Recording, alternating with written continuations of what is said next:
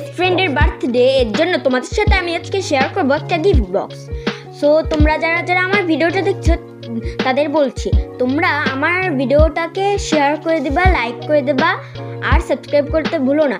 আর এর নেক্সট ভিডিওতে আমি কি বানাবো সেটা কমেন্টে জানিয়ে দাও। সো আমরা দাগ টেনে নিচ্ছি কম্পাস দিয়ে, তারপরে কম্পাস দিয়ে দাগ টানার পর আমরা ভাঁজ করে নেব। ভাঁজ করার পর সব পাশ দিয়ে ভাঁজ করে নেওয়ার পর আবারও আমরা মাঝখান দিয়ে ভাঁজ করে নেব। মাঝখান দিয়ে ভাঁজ করার পরে তারপরে আমরা কাটবো যেখানে যেখানে ভাঁজ করছি। কাটার পরে তারপরে আমরা গ্লু লাগিয়ে দিব। তারপরে আমাদের গিফট বক্স রেডি।